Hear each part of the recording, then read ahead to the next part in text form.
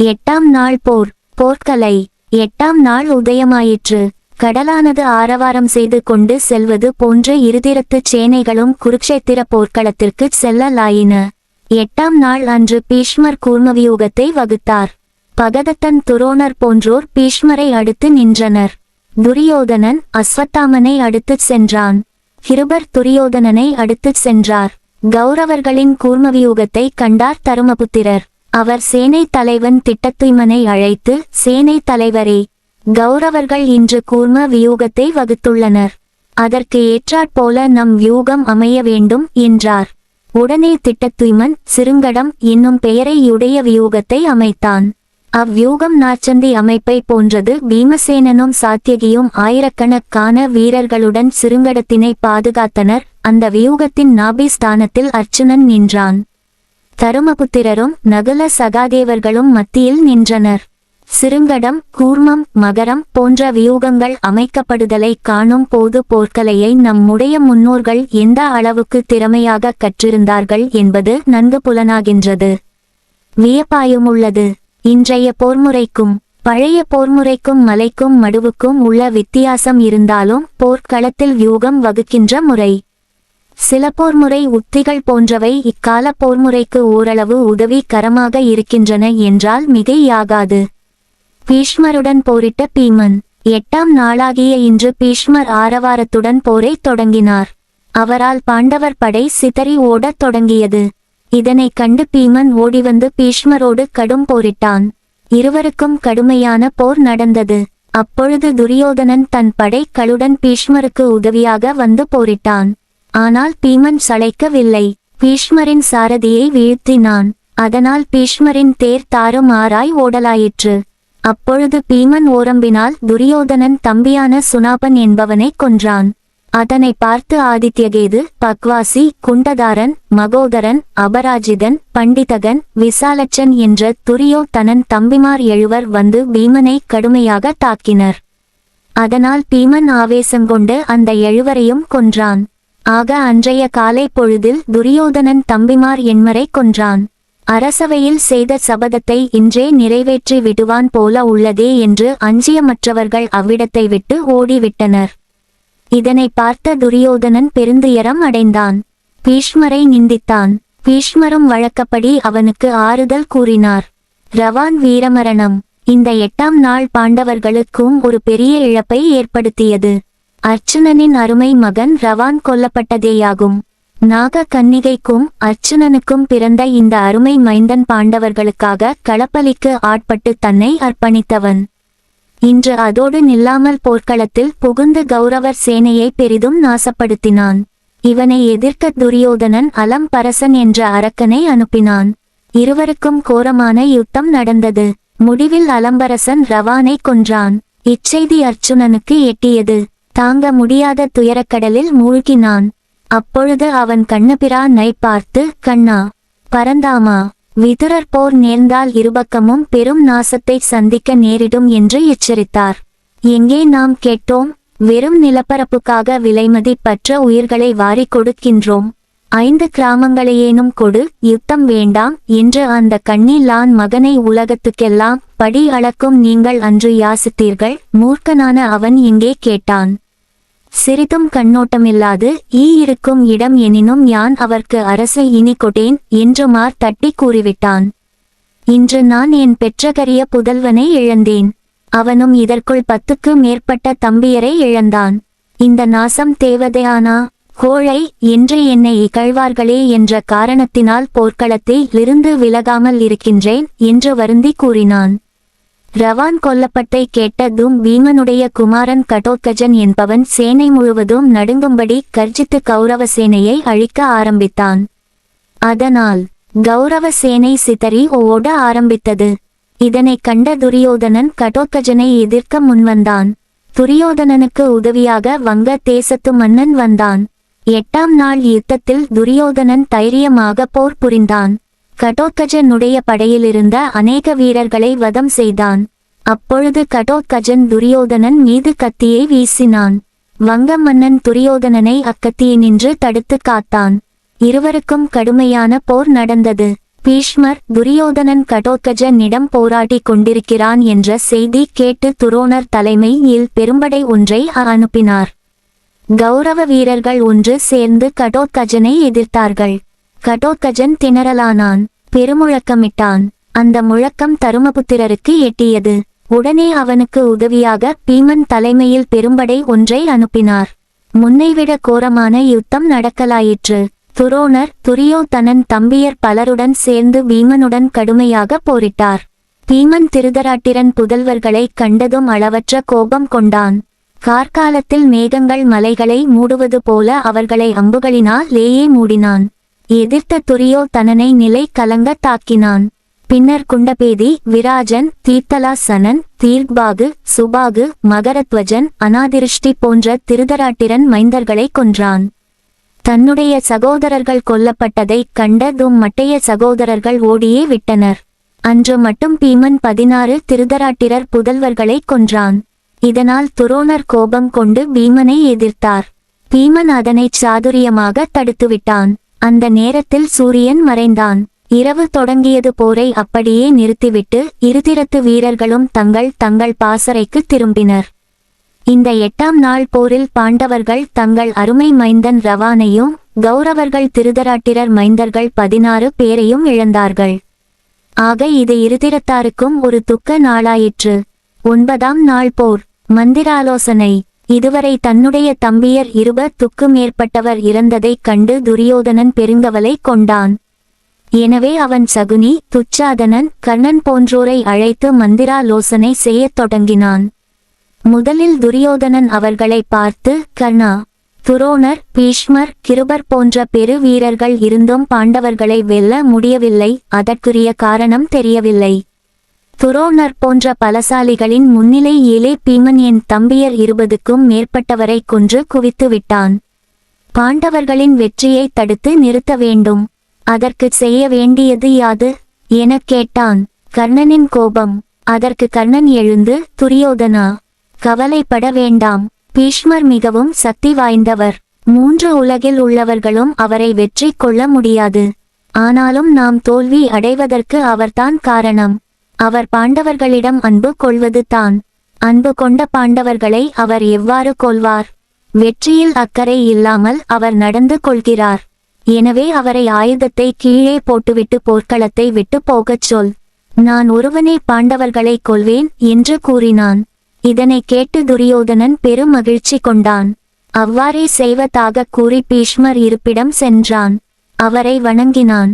பின்னர் அவரை பார்த்து, பெருமானே, நாங்கள் தங்களை முன்னிட்டு கொண்டு போரில் தேவர்களையும் வெற்றி கொள்ளச் சித்தமாயிருக்கிறோம். அவ்வாறு இருக்க பாண்டவர்களை வெல்வதில் என்ன தடை உள்ளது? தாங்கள் பாண்டவர்களை கொல்வதில் முனைப்புடன் இருக்க வேண்டும். பாஞ்சாலர்களை கொல்வேன் என்றீர்கள், இன்னும் அதனை நடைமுறைப்படுத்தவில்லை. பாண்டவர்களிடம் கொண்ட அன்பின் காரணமாக அவர்களை கொல்லாமல் இருக்கின்றீர்கள். எனவே போர் செய்ய கர்ணனுக்கு அனுமதி கொடுக்க வேண்டும். அவன் பாண்டவர்களை அவர்கள் சுற்றத்தாருடன் கொல்வான் என்று கூறினான். பீஷ்மரின் அறிவுரை. துரியோதனன் வார்த்தைகளில் உள்ள விஷமத்தனத்தை பீஷ்மர் புரிந்து கொண்டார். அதனால் அவர், துரியோதனா, சக்திக்கு தக்கபடி யுத்தம் செய்கிறவனும் உனக்காகவே யுத்தத்தில் ஈடுபடுகிறவனுமான என்னை ஏன் விஷமத்தனமான சொற்களை சொல்லி புண்படுத்துகின்றாய்? நீ எப்போதும் விஷயங்களை தவறாகவே புரிந்து கொள்கிறாய். வேண்டுமென்றே பெரியோர்கள் சொல்லியவற்றை கேட்காமல் வலிய வரவழைத்து கொண்ட விரோதத்தின் பயனை இன்று அனுபவிக்கிறாய். அவசரமும் ஆத்திரமும் படாதே. இதுவரை ஆத்திரப்பட்டு செய்தவையே போதும். தைரியத்தை இழக்காமல் போர் செய்வதே இப்போது உனக்கு வேண்டியது. நான் மனச்சாட்சிக்கும் தெய்வத்திற்கும் விரோதமில்லாமல் போர் செய்கின்றேன். அங்களை தீ. ஆனால் 2 விஷயங்களை நீ வற்புறுத்தக்கூடாது. நான் செய்யவும் மாட்டேன். முதலாவது, பெண்களை, பெண் போன்ற நடத்தையுடையவர்களை நான் கொல்ல மாட்டேன். என் மனம் இடம் தராது.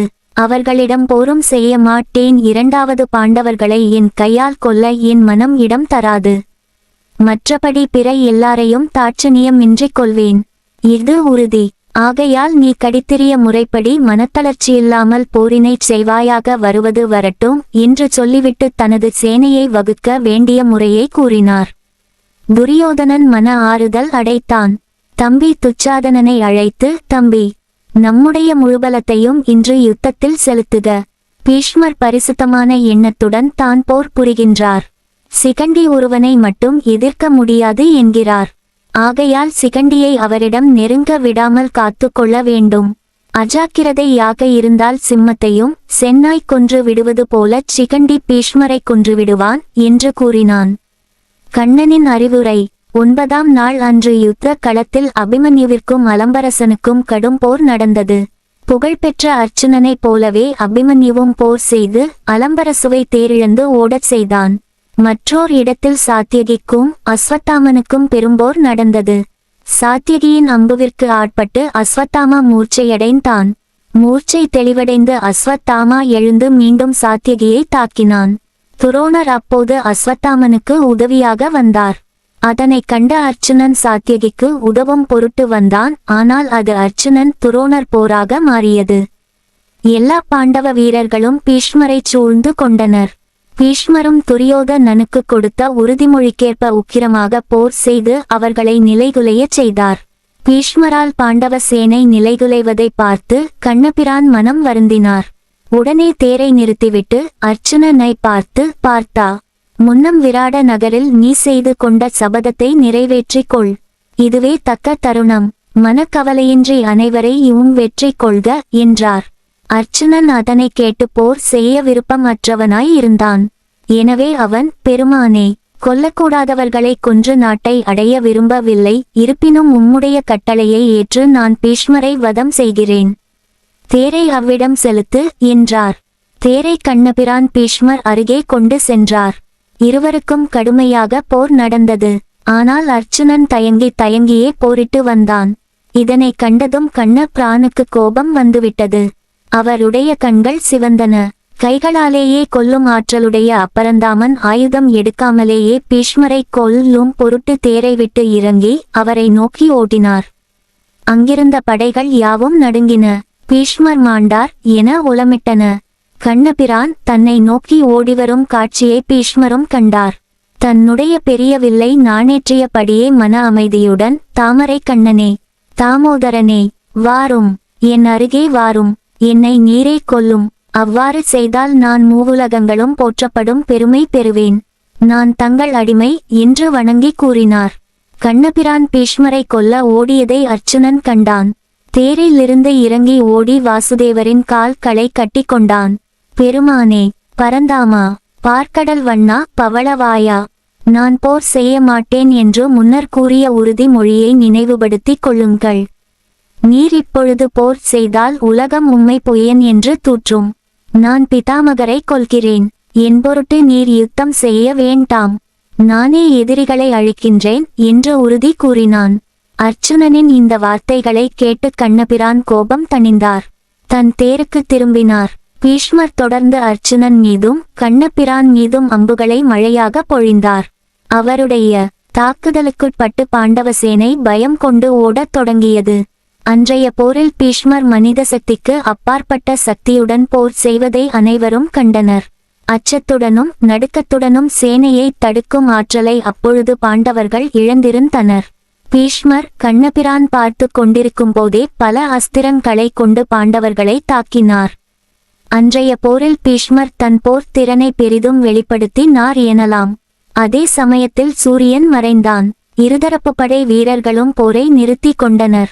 காயம் அடைந்த வீரர்கள் உடனே பாசறைக்கு திரும்பினர். அன்றைய போரில் பீஷ்மரால் ஏற்பட்ட வெற்றியைக் கண்டு துரியோதனாதியர் பெருமகிழ்வு கொண்டனர்.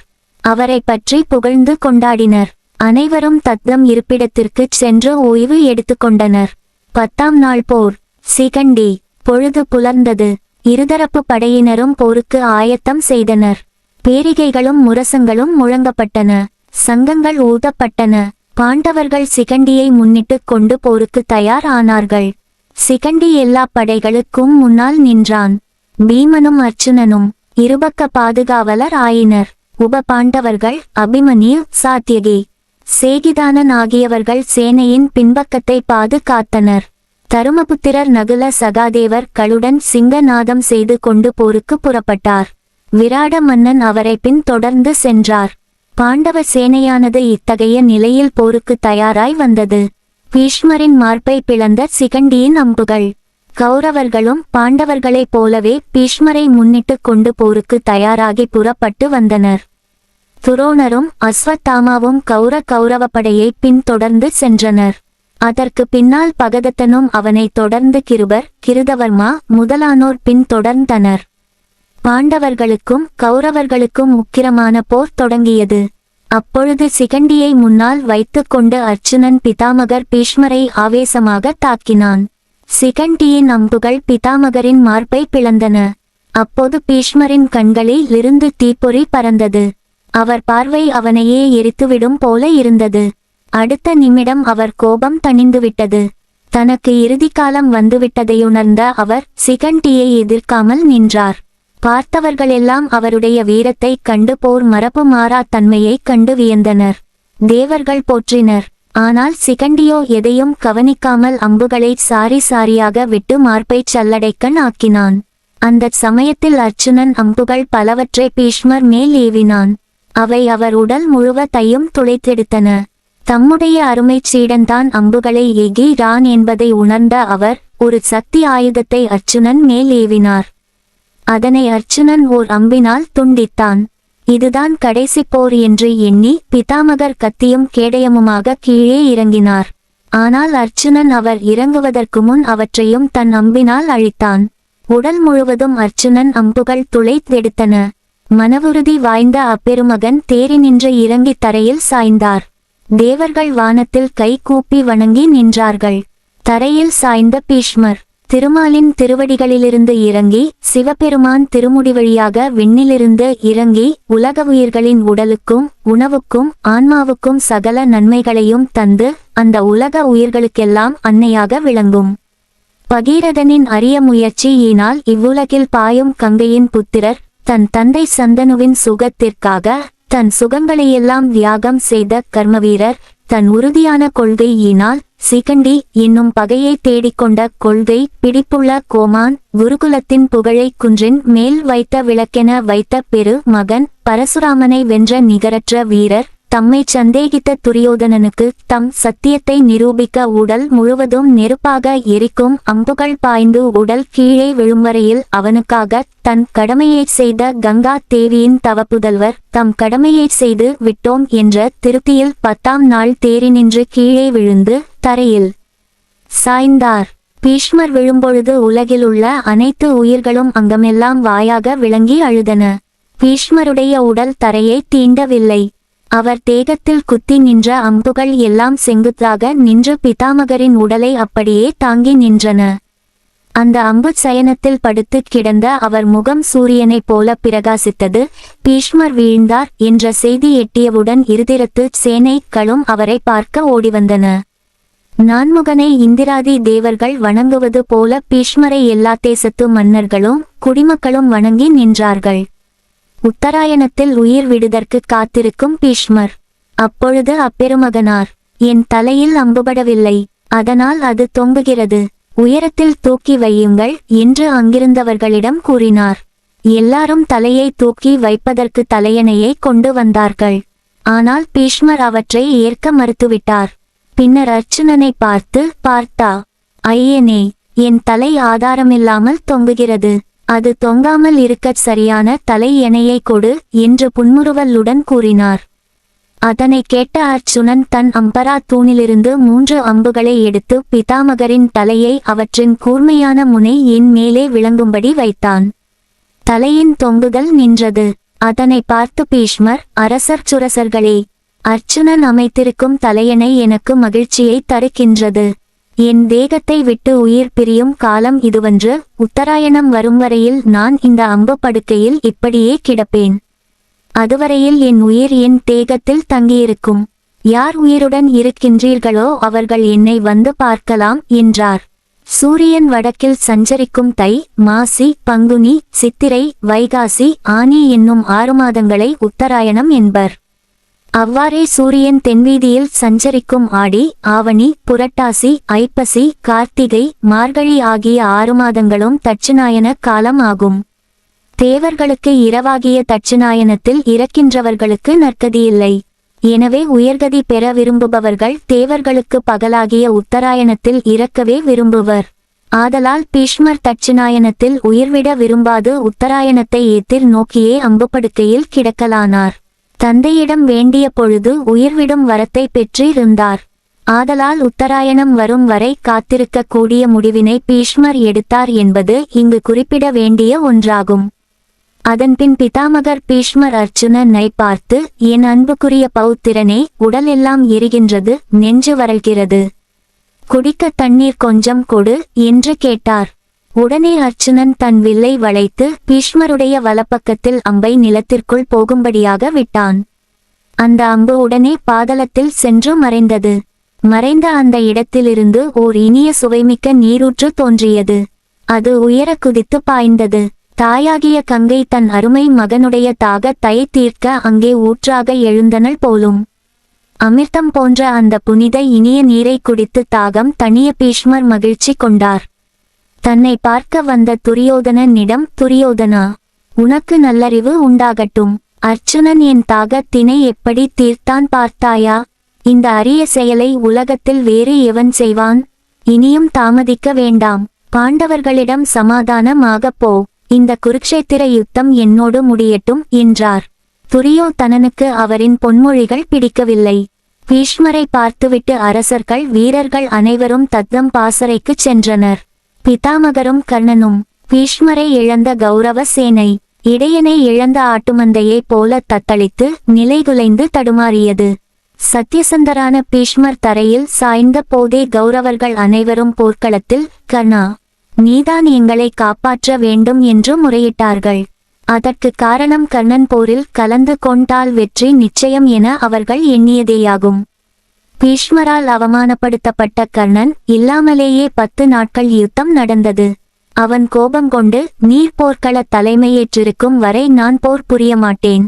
நீர் பாண்டவர்களை வெற்றி கொண்டு நாட்டை துரியோதனனுக்கு கொடுத்தால் நான் கானகம் சென்று விடுவேன். நீர் தோல்வியுற்று மரணமடைந்தால் உம்மால் அதிரதன் என்று கூட மதிக்கப்படாத நான் தேர்மேல் ஏறி துரியோதனனுக்கு வெற்றியை ஈட்டித் தருவேன் என்று சபதம் செய்து துரியோதனன் சம்மதத்தையும் பெற்று கடந்த 10 நாட்களாக போரில் கலந்து கொள்ளாதிருந்தான். பீஷ்மரை வணங்கிய கர்ணன், பீஷ்மர் சாய்ந்தார் என்று அறிந்தவுடன் கர்ணன் நடந்தே சென்று அம்பு படுக்கையில் படுத்திருந்த பீஷ்மரை கண்டு வணங்கினான்.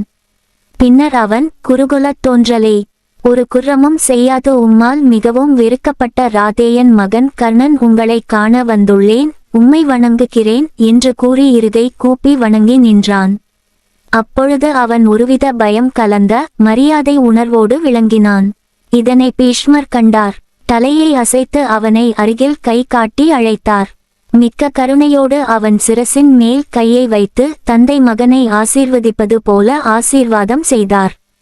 அம்புகளின் வழியாக அவனை பார்த்தார். பின்னர் அவனிடம் மெல்ல, கர்ணா, நீ ராதேயன் மகன் அல்லன். குந்தி தேவியின் மூத்த மகன், சூரியன் அருளால் பிறந்த பானுகுமாரன் நீ. உலக ரகசியமெல்லாம் அறிந்த நாரதர் இதனை எனக்குச் சொல்லியிருக்கிறார். நீ ஒரு க்ஷத்திரியன், சூரிய குமாரனான உன்மேல் எனக்கு எந்தவித கோபமுமில்லை. ஆனால் நீ பாண்டவர்களை காரணமின்றி வெறுக்கின்றாயே என்பதே என் வருத்தத்திற்கு காரணமாக இருந்தது. உன்னுடைய மாரியன்ன கைமாறு கருதா கொடை தன்மையை யான் அறிவேன். வீரத்தில் நீ அர்ச்சுனனுக்கும் கண்ணனுக்கும் நிகரானவன் என்பதில் எந்தவித சந்தேகமுமில்லை. பாண்டவர்களை உன் தம்பியரை சிநேகம் செய்து கொள்வதே உனக்கு நல்லது. பிறகு உன் விருப்பம். யுத்தத்தில் என் பங்கு இன்றோடு முடிந்தது. அதுபோல நீயும் பாண்டவர்கள் மீதுள்ள பகையையும் முடித்திட வேண்டும் என்று நிதானமாக உணர்ச்சியுடன் கூறினார். இதனை கேட்ட கர்ணன் மிகுந்த பணிவோடு, பிதாமகரே, நான் குந்தி தேவியின் மூத்த மைந்தன் என்பதை அறிவேன். நான் தேரோட்டியின் மகன் அல்லன் என்பதும் எனக்கு தெரியும். துரியோதனனின் நிழலில் வாழ்ந்து அவன் உணவை உண்டு வருபவன். அதனால் அவனுக்கு கட்டுப்பட்டவன். அவனை விட்டு அவன் விரோதிகள் பக்கம் சேர்வது என்பது என்னால் இயலாத செயல். துரியோதனனுக்காக நான் போர் புரிந்தே தீர வேண்டும். அதற்கு தங்கள் அனுமதி வேண்டும். தருவீரா? உங்களை பலமுறை பலமாக நிந்தித்துள்ளேன். தாங்கள் அவற்றை எல்லாம் மனதில் கொள்ளாது மன்னித்து அருளல் வேண்டும் என்று உள்ளம் கலங்க கண்களில் நீர் வழிய கூறினான். தர்மங்கள் அனைத்தையும் அறிந்த பிதாமகர், தானவீரன் கர்ணா, உன் விருப்பப்படியே செய்க, தருமம் வெற்றி பெறும் என்று கூறினார். கர்ணனுக்கு பீஷ்மர் ஆசி. அதனை கேட்டு கர்ணன், கங்கை மைந்தரே, பரசுராமனை வென்ற வீரரே, பிதாமகரே, சிகண்டியால் அடிக்கப்பட்டு போர்க்களத்தில் அம்புபடுக்கையில் படுத்திருக்கின்றீர். தருமத்தின் சிகரமும் உத்தமருமான உமக்கே இந்த கதி என்றால் இந்த உலகத்தில் ஒருவனும் புண்ணியத்தின் பயனை அடையமாட்டான் என்பது உறுதி. கௌரவர்களுக்கு ஒரு தெப்பமாக விளங்கினீர். இனி அவர்கள் பாண்டவர்களால் தாக்கப்பட்டு துன்ப நிலையை அடையப் போகின்றார்கள். அர்ச்சுனனும் கண்ணபிரானும் நெருப்பும் காற்றும் சேர்ந்தது போன்று சேர்ந்து கௌரவர் நாட்டையே நாசம் செய்யப் போகிறார்கள். இதில் சந்தேகமில்லை. பெருமானே, தங்களுடைய அருள்பார்வையை என்மேல் செலுத்த வேண்டும் என்று வேண்டினான். அதற்கு பீஷ்மர், ராதேயன் மைந்தனே, நதிகளுக்கு கடல் போலவும் விதைகளுக்கு மண்ணை போலவும் உயிர்களுக்கு மேகம் போலவும் உன்னை நண்பனாக கொண்ட கௌரவர்களுக்கு ஆதாரமாக இருக்கின்றாய். துரியோதனனை காப்பாற்றுவாயாக. அவனுக்காக நீ காமபோஜர்களை ஜெயித்தாய். இமயமலையின் குகைகளிலுள்ள கிராதகர்களை எல்லாம் அவனுக்காக அடக்கினாய். கரிவீரராஜாக்களுடன் போர் செய்து வெற்றி பெற்றாய். இன்னும் அநேக செயல்களைச் செய்தாய். இனி கௌரவர்களுக்கு ரக்ஷகனாக இரு. உனக்கு மங்களம் உண்டாகட்டும். பகைவர்களோடு போர் செய். கௌரவ படையை உன் படையென நினைத்து போர் செய் என்று கூறி ஆசீர்வதித்தார். கர்ணன் பிதாமகரின் அருளாசி பெற்று மிகுந்த மகிழ்ச்சியுடன் தேரேறி போர்க்களத்துக்கு வந்தான். அவனை பார்த்ததும் துரியோதனன் பெருமகிழ்ச்சியுற்றான். பீஷ்மர் பலத்தை இழந்ததை மறந்தான்.